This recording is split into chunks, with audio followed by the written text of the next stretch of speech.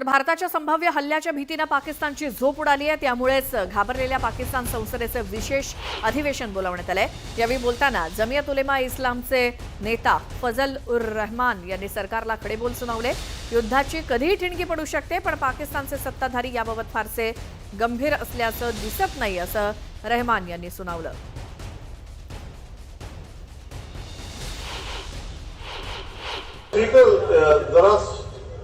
आज आपने इजलास बुलाया है और ऐसे हालात में बुलाया है जहां पाकिस्तान इस वक्त महाद जंग पे खड़ा है और इस वक्त गैर संजीदगी देखी जा रही है कि कोई भी जिम्मेदार शख्सियत यहां मौजूद नहीं है। तो आज एक खास सोच के साथ आए थे, एक खास जज्बे के साथ आए थे।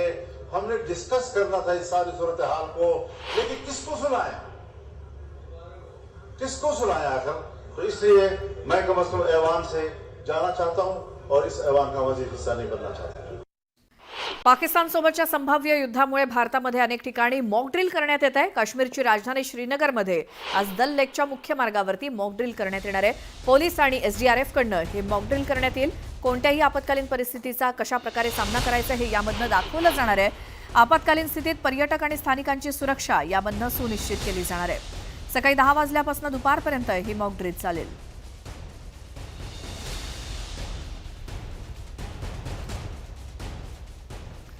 पाकिस्तानच्या पापाचा घडा आता भरलाय। पाकिस्तानवरती कोणत्याही क्षणी मोठ्या लष्करी कारवाईची शक्यता निर्माण झाली आणि त्यासाठीच आता भारतानं कंबर कसली आहे।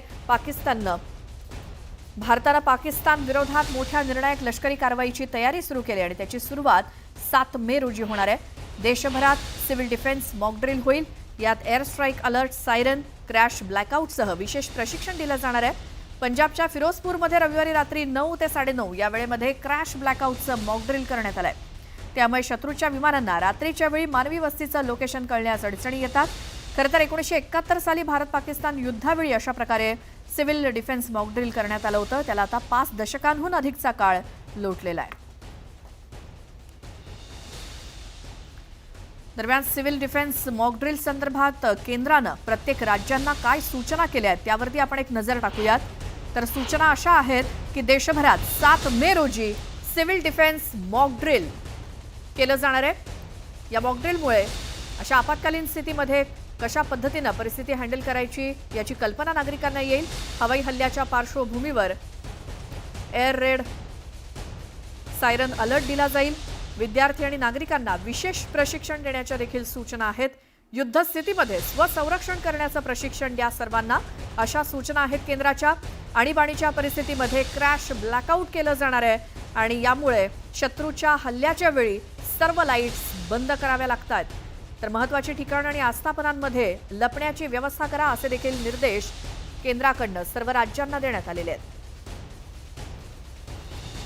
त्यामुळे जर हल्ला करण्याचं ठरवलं पाकिस्तानवरती तर त्या संदर्भात देशवासियांची सुरक्षा नेमकी कशी असेल त्या संदर्भात काही मॉक ड्रिल घेतली जात आहेत आणि नागरिकांना आणि देशवासियांना त्या संदर्भातल्या काही सूचना केल्या जात आहेत। त्यापैकी या काही सूचना आपण बघितल्या। बदला घ्यायचं भारतानं जे काही ठरवलेलं आहे पाकिस्तानचा तो तर घेतलाच जाईल, मात्र त्यासाठीचीच ही सगळी पूर्वतयारी आहे। आमचे प्रतिनिधी प्रशांत लीला रामदास यांच्याकडून आपण अधिक माहिती घेऊयात। प्रशांत, वेगवेगळ्या ठिकाणी वेगवेगळ्या संदर्भात मॉक ड्रिल केलं जात आहे आणि 7 मेचा दिवस नेमका कशासाठी ठरवण्यात आलेला आहे? 7 मेला जर बघितलं आपण तर संपूर्ण देशभरामध्ये सिव्हिल डिफेन्स मॉक ड्रिल होणार आहे। नागरिकांच्या सुरक्षेच्या संदर्भामध्ये पूर्वतयारी कशी असावी या संदर्भामध्ये या सगळ्या प्रकारची ड्रिल होणार आहे, ज्याला म्हणता येईल की कशा पद्धतीनं एक जर हल्ला झाला, हवाई हल्ला झाला तर अशावेळी काय काय उपाययोजना कराव्या या संदर्भात सूचना दिल्या जातील। प्रथमतः विद्यार्थी आणि महाविद्यालय स्तरावरती दिल्या जातील। त्यानंतर ब्लॅकआउट कसं केव्हा करायचं या संदर्भात। सोबतच जर हवाई हल्ला होत असेल तर सर्वात प्रथम सायरन वाजवण्याची कशा पद्धतीची पद्धती असेल हे देखील उद्या 7 मेला ठरणार आहे। सोबतच देशातील 244 जिल्ह्यांमध्ये म्हणजे शहरांमध्ये आणि प्रमुख महानगरपालिकांमध्ये ही मॉक ड्रिल होणार आहे आणि त्यासाठी आज सकाळी 10:45 केंद्रीय गृहमंत्रालयाचे मध्ये एक अत्यंत महत्त्वाची बैठक बोलवली आहे. केंद्रीय गृह सचिव यांनीही गोविंद यांनीही ही बैठक बोलवली आहे. या बैठकीमध्ये देशभरातून व्हिडिओ कॉन्फरन्सच्या माध्यमातून अनेक प्रमुख अधिकारी आणि सोबतच महानगरपालिकांचे प्रमुख पदसिद्ध अधिकारी सहभागी होणार आहे आणि कशा पद्धतीने मॉकड्रिल करायचं आहे आणि कुठल्या कुठल्या शहरांमध्ये करायची आहे याची यादी देखील निश्चित होणार आहे आणि त्या यादीवरच्या आधारावरून आपल्याला स्पष्ट होईल की कशा पद्धतीने मॉकड्रिल असेल.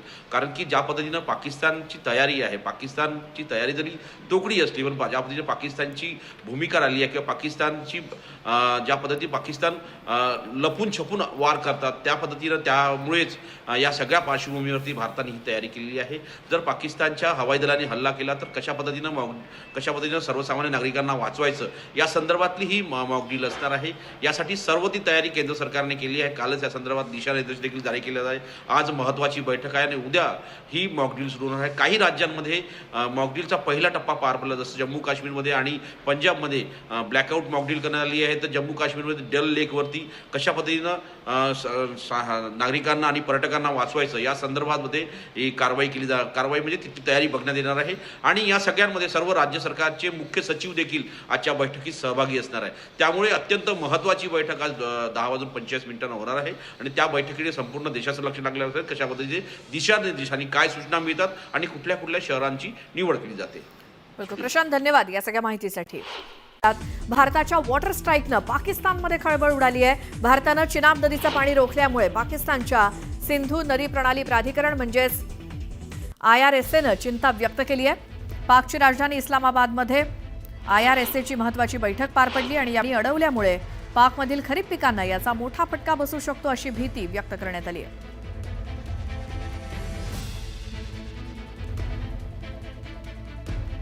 भारताच्या वॉटर स्ट्राईकमुळे पाकिस्तानात खळबळ माजली आहे. पाण्या वाचून वणवण करावी लागते तिकडच्या नागरिकांना आणि त्याचसोबत खरीपातील पिकं सुद्धा धोक्यात आलेली आहेत. भारताचा दणका हा पाकिस्तानला, पाकमधल्या खरीप पिकांना त्याचा फटका बसणार आहे. पाकिस्तानमध्ये पाणी टंचाई निर्माण होण्याची शक्यता आहे. तर भारत आणि पाकिस्तान दरम्यान आतापर्यंत 3 युद्ध झालेली आहेत, पण या 3ही युद्धादरम्यान सिंधू पाणी करार स्थगित करण्यात आलेला नव्हता.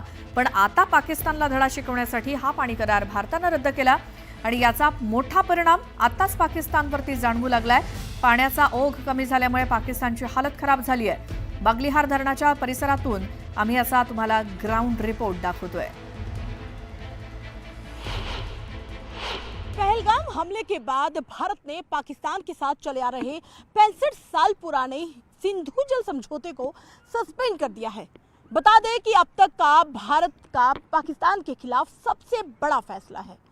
तस्वीरें दिखाते हैं. इस समय हम मौजूद हैं बगलियार डैम जो कि रामबन में है और बगलियार डैम की तस्वीरें जब हमने देखी तो हम खुद हैरान हुए कि ये वो 5 तस्वीरें, अब देखिए जो 5 डैम हैं वो ओवरफ्लो थे. पानी की जो बौछारें थी वो यहाँ तक आती थी जहाँ इस समय हम मौजूद हैं. लेकिन आज पूरी तरह से इन डैम को, इन 5 गेट्स को बंद कर दिया गया है. दूसरी तस्वीर बताते हैं. उन 5 गेट के पीछे चले जाएंगे तो विकास आपको दिखाने की कोशिश करेंगे कि पानी का जो लेवल है वो 50 से 60 फीट ऊपर है. माने कि पानी की कोई कमी नहीं है. पानी 50 से 60 फीट ऊपर आ चुका है और 5 गेट के बाई तरफ अगर आप तीसरी तस्वीर देखेंगे तो एक ओवरफ्लो पानी का लेवल नीचे आ रहा है. वो जो धारें आप देख रहे हैं और पानी आप देख रहे हैं वो पानी जो है वो ओवरफ्लो हो चुका है. 5 गेट बंद करने की वजह से जो पानी का लेवल उधर बढ़ गया है, क्योंकि भारत में पानी की कमी नहीं है, जम्मू कश्मीर में पानी की कमी नहीं है. तो ऐसे में जो पानी का फ्लो नीचे आ रहा है वो आते आते उन्हीं दरिया से गुजरता आ रहा है. लेकिन आप देखिए कि पत्थर नज़र आ रहे हैं. यहाँ से समझिए कि वो जो पत्थर दरिया के बीच में हैं जो कभी नज़र ही नहीं आते थे क्योंकि पानी का बहाव इतना तेज़ था. चिनाब का ये दरिया है तो समझना पड़ेगा कि चिनाब दरिया इतना गहरा होता है कि यहाँ पर ना तो किनारे कोई खड़े हो सकता है ना ही इसके पास कोई करीब जा सकता है. तो ऐसे में उसका स्तर कितना कम हो गया है ये तस्वीरें बयां कर रही हैं. तर चिनाब नंतर आता झेलम नदीवरती असलेल्या किशनगंगा प्रकल्पातून सुद्धा पाण्याचा प्रवाह कमी करण्याची तयारी सरकारनं सुरू केली आहे. त्यामुळे पाकच्या अडचणीत आणखी वाढच होणार आहे.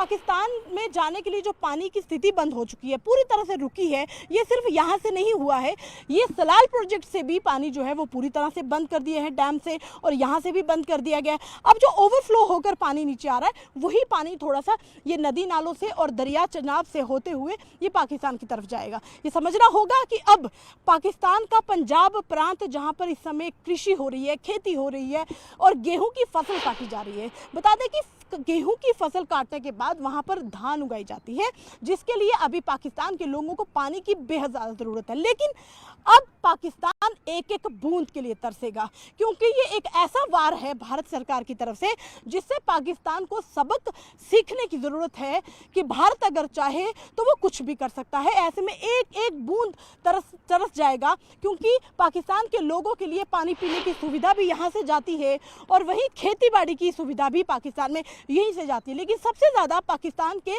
पंजाब प्रांत में इसका नुकसान होगा, क्योंकि सबसे ज़्यादा कृषि की जो खेती है, खेती का जो काम है वो पंजाब प्रांत में होता है। ऐसे में बद से बदतर हालात पंजाब या पाकिस्तान के पहले से ही थे, लेकिन अब पूरे पाकिस्तान के हालात जो हैं वो और बद से बदतर होते चले जाएंगे।